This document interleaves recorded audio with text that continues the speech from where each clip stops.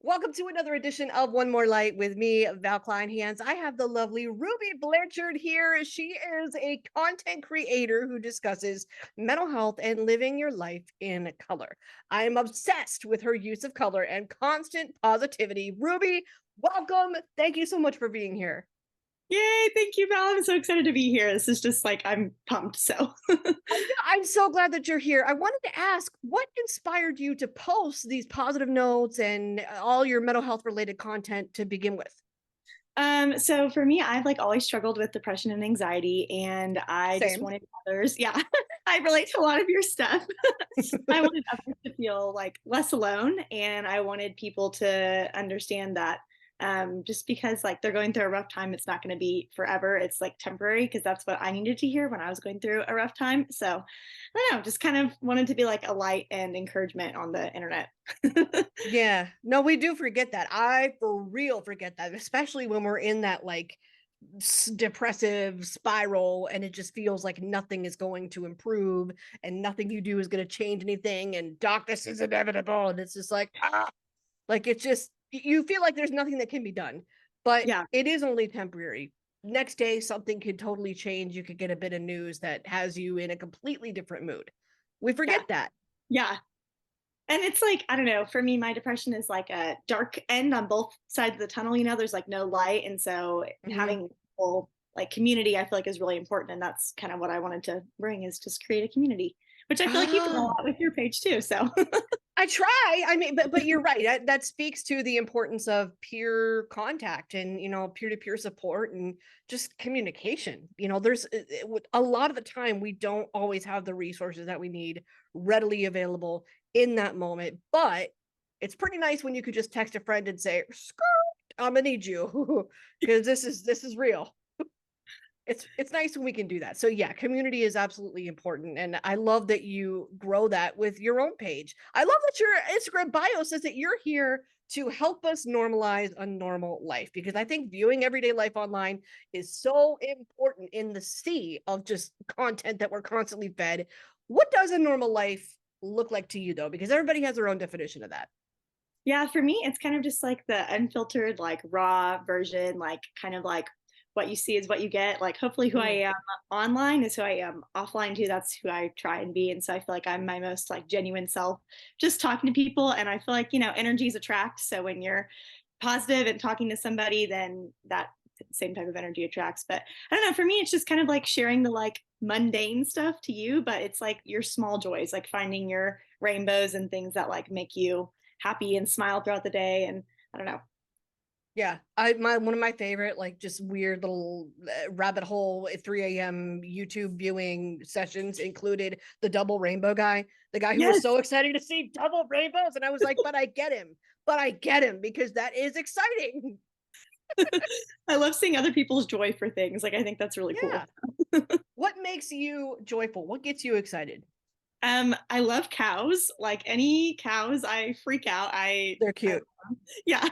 And I don't know, I like just like really nice weather. I like being outside. I feel like I connect a lot with nature, but little joys for me are also like seeing other people happy. I really like when my friends feel encouraged or loved. So that's like another thing that it's like the type two in me, the Enneagram. Yeah, that's Mm.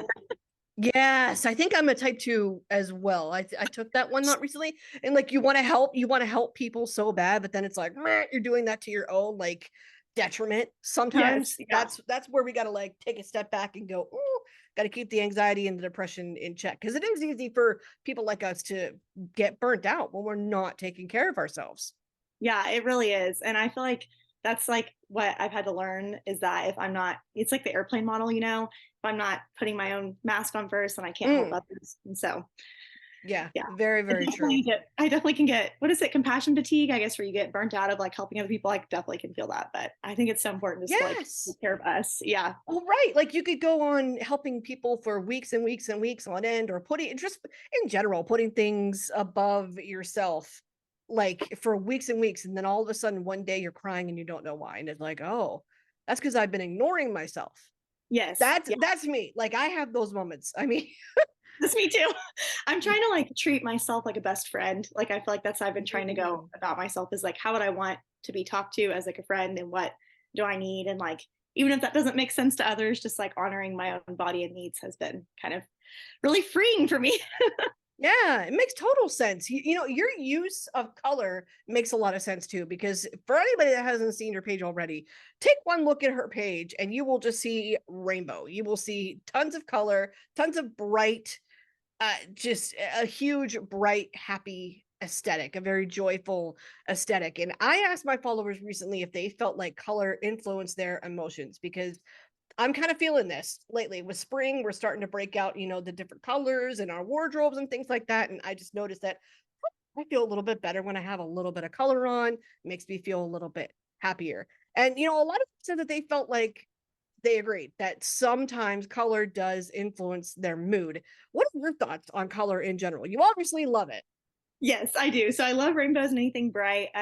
So I also teach second grade, and color is like a big thing in my classroom. And so I've actually been like reading a lot about how different colors can like affect us. And so like blue can make people feel like sad or sometimes calm, and like yellow is normally like happy, and green is like peaceful. And so I do try and incorporate different things like that. But I don't know, with me, colors, I feel like if you're in a bad mood or like having a bad day, just put on like a colorful, fun outfit. And like, not saying your day is going to be infinitely better, but like you'll look cute and you'll get compliments and people will be like, okay, like I feel like it's hard to be sad when you're wearing bright colors. I don't know. So Yeah. for me, colors like kind of, if I'm ever in like a depression slump or feel like I'm about to be, I'll like put on my most colorful outfit because it's like quirky, fun style. And that's like me. So yeah, I think colors kind of help me express myself.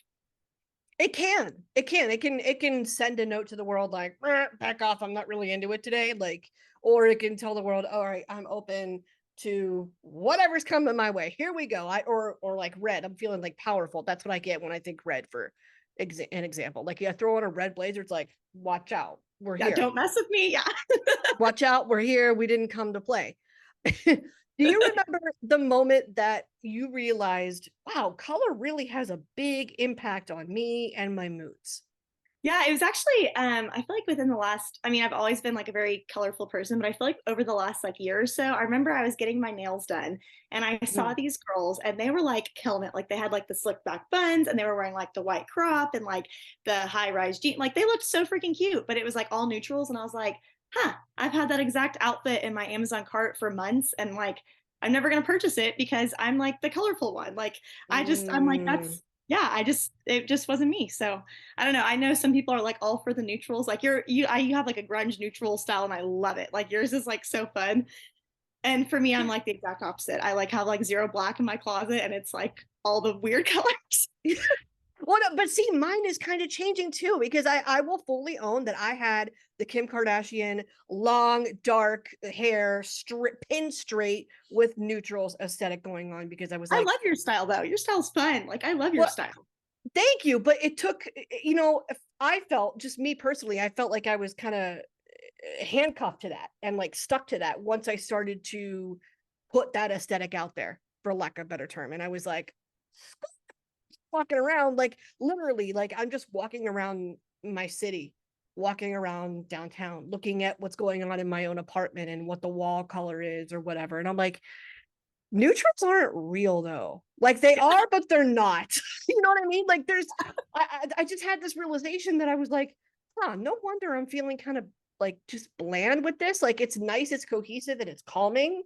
And neutrals do have that effect, I think. Like it's like, okay, I know what I'm getting, and this is it, and this is where the baseline is. But when I'm walking around, and especially when I was like trying to shoot my own content, I was like, there's not a lot of like neutral stuff out there in the world. So Yeah, this, it's all color. like, yes, or just different colors, various colors. And I'm like, man, I tried so hard to do the neutral thing, and that's just not what I see Yeah. outside. That's just not, it's not reality. Like it's okay to play with color and have fun with color sometime. And I think with spring being here now, and any warmer weather month or whatever, or summer, it just makes me want to wear like the brighter stuff. And when Yeah. I didn't do that while I was in this phase, I was kind of like, I feel like I'm sticking to something that I don't totally subscribe to. I mean, it's nice because it keeps you You in never like forget some, what you're wearing. Yeah. right, like there's, you don't have to worry about what you're wearing. You know that a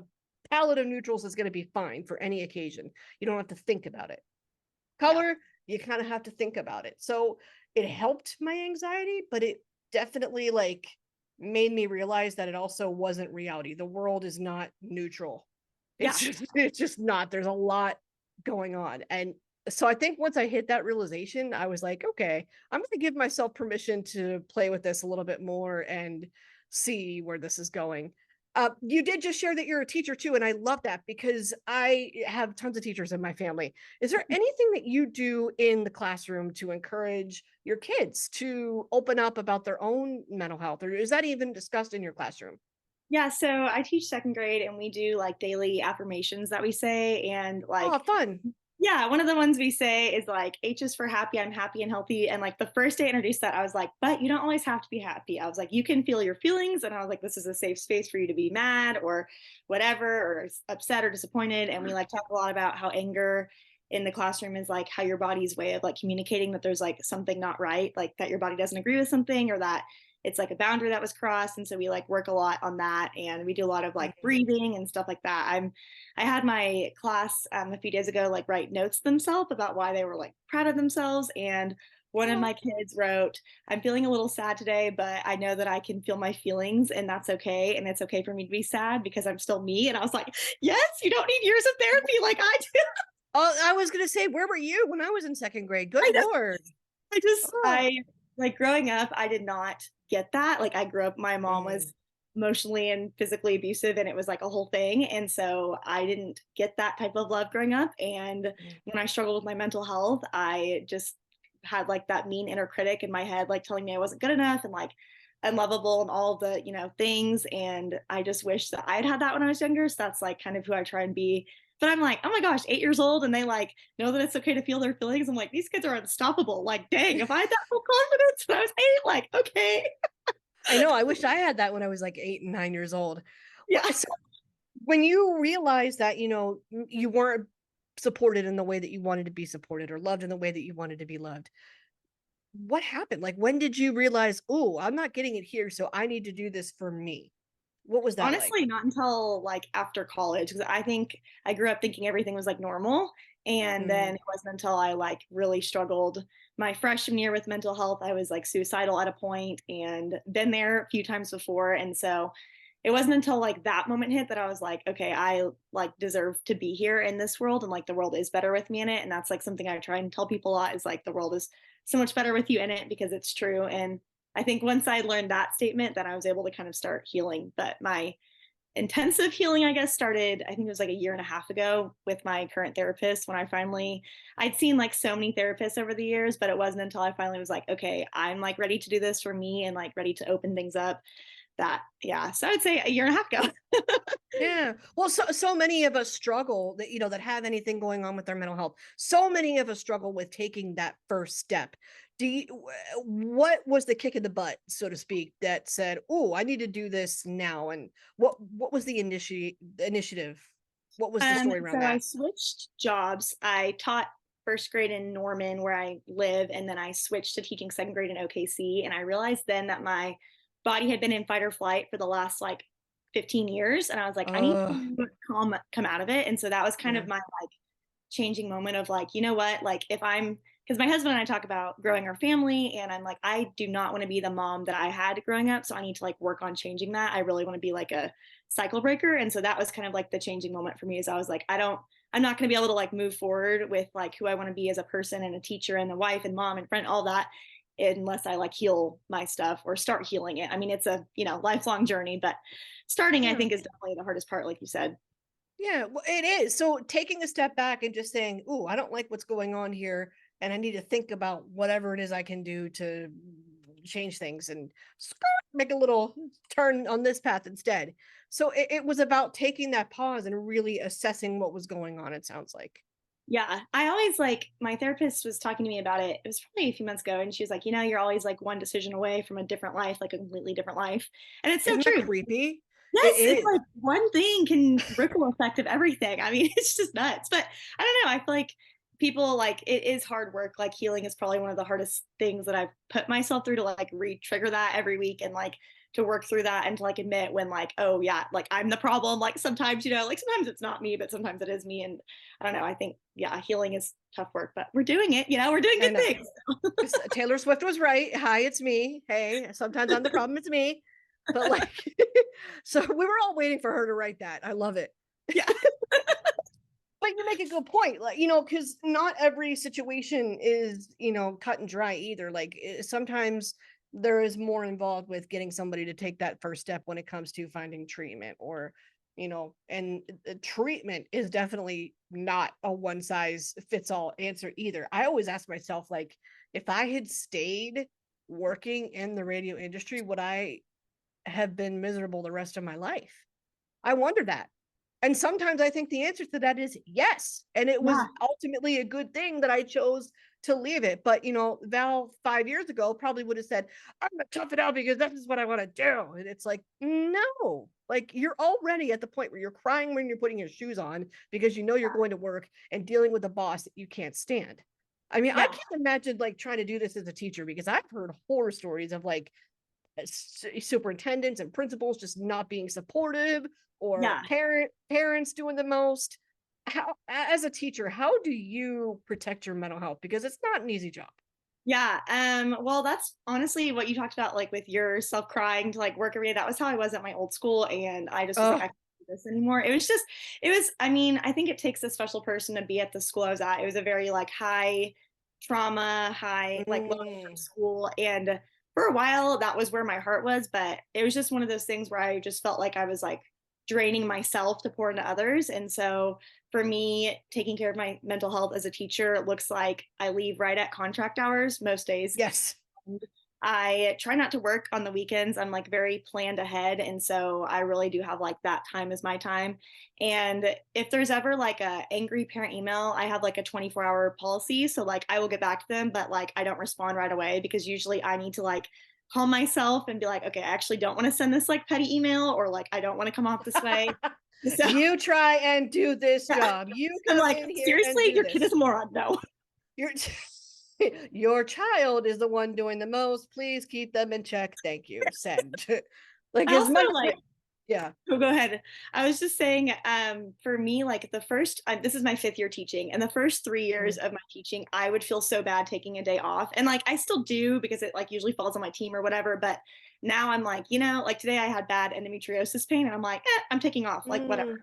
And so it's just like knowing when I need a break and not working myself to like burnout before I like take that break has been like a big shift in taking care of my mental health for me as a teacher because I used to just work until I couldn't go anymore. And I go to yoga a lot, and the yoga instructor I go to, she always says like our inner peace and like our calm is our most powerful state. And so she's like, when you can find that, you're like in your most powerful. And so I don't ever want to get to the point where I'm like breaking that and I can't go back to my most powerful state. So that's kind of Yes, that's on period. So I yes. want to ask, just because I'm curious, does that yoga or breath work, calming yourself, working through that anxiety, does that help at all with endometriosis? Because that's not a joke. Like it's Yeah. painful. Yeah, So it can. does doing any of that help? Okay.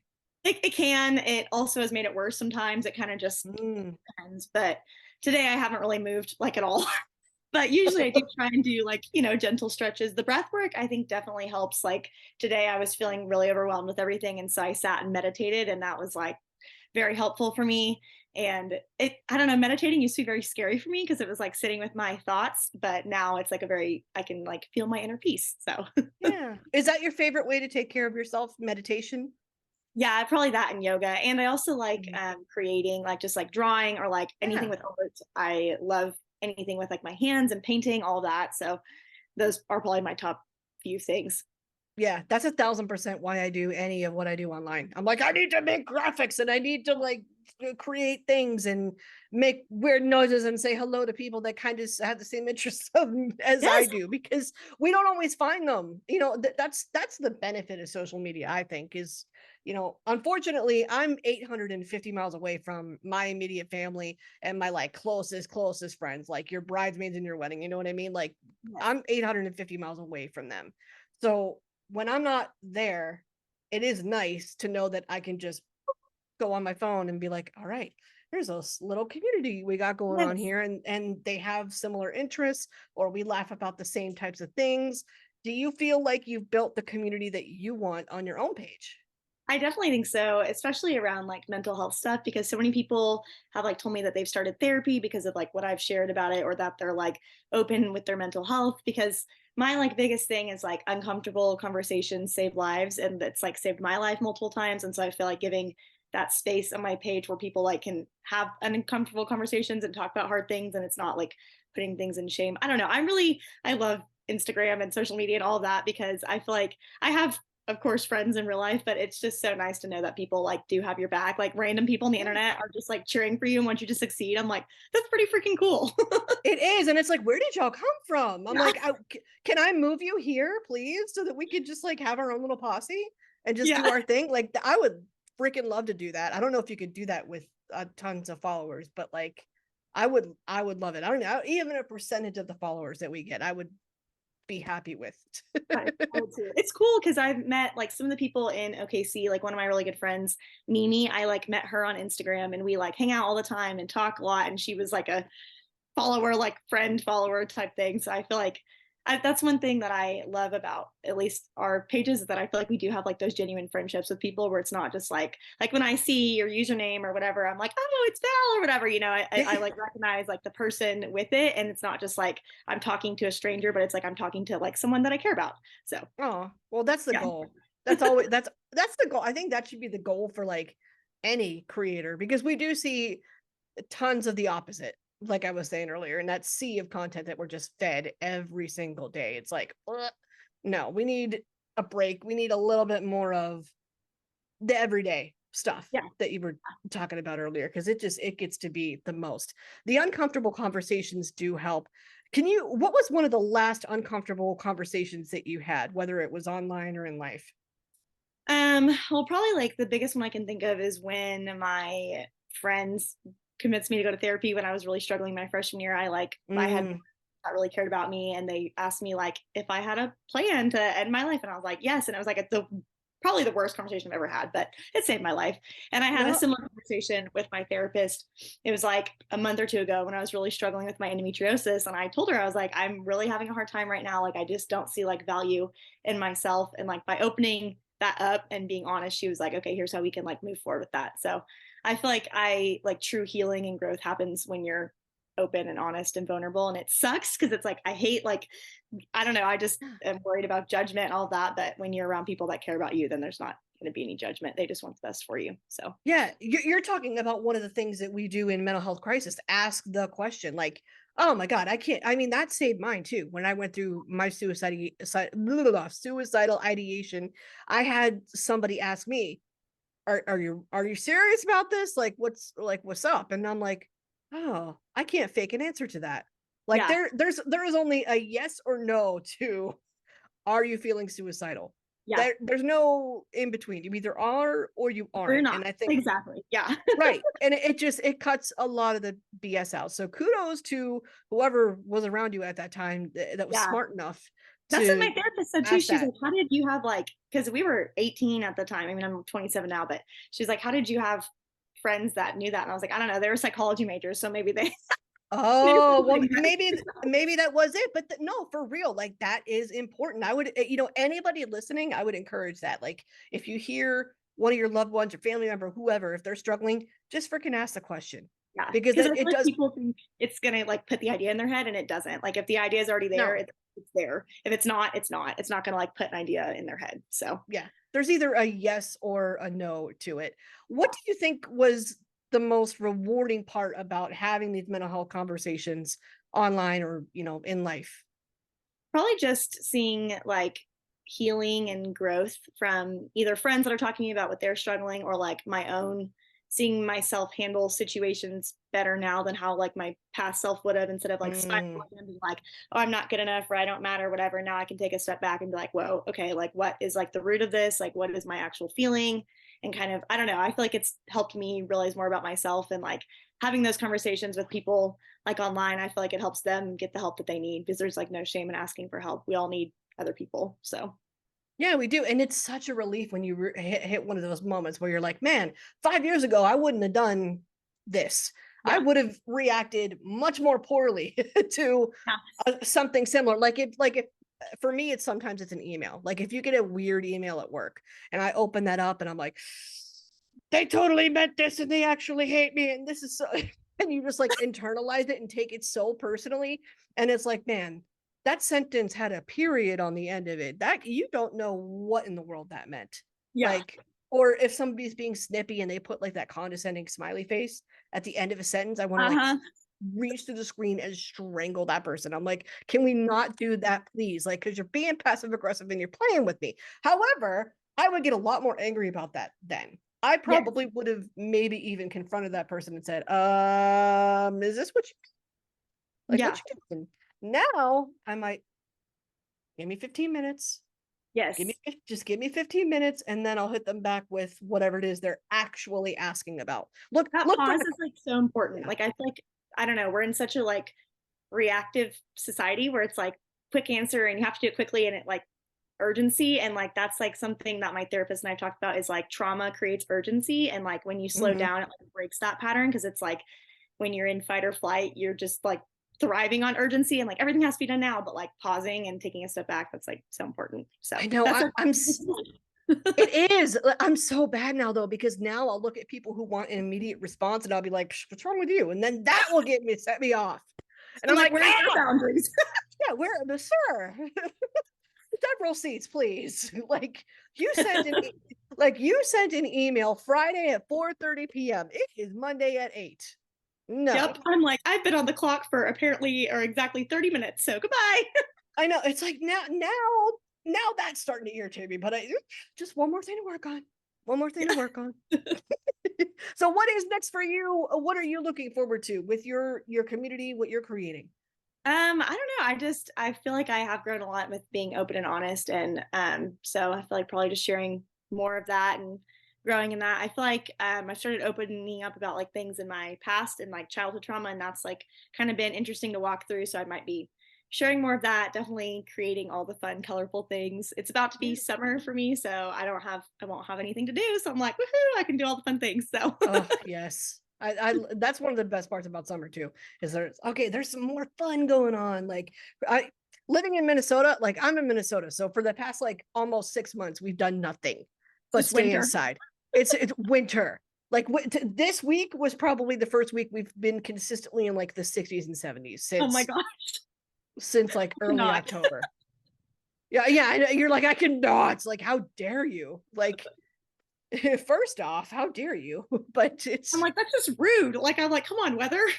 it's just, oh, that's part of living in Minnesota. I'm learning. I mean, there's good and bad, but that 6 months where it's a little bit dark and cold, it is tough. Like, there's something Yeah. to that. So it is refreshing when you see, there's like some color in the trees now, or there's like, it's Spring starting is to, my favorite because I feel like yeah, with anyone that struggled with mental health, it's like kind of like a new growth period and like a reminder, yes. at least for me, that like even through like the darkest of times, like there's still like light and newness and freshness and like so that has kept me going is knowing that like spring is coming and I'm like, okay, well, it's spring is here, but that's like whenever I'm walking through a hard time, it's like it's not forever. My better days are coming. My butterfly era is coming. And that's a mic drop, and that's on period. Thank you so much, Ruby. I am so glad that we got to chat. I very much appreciate your time. I appreciate you. You're amazing.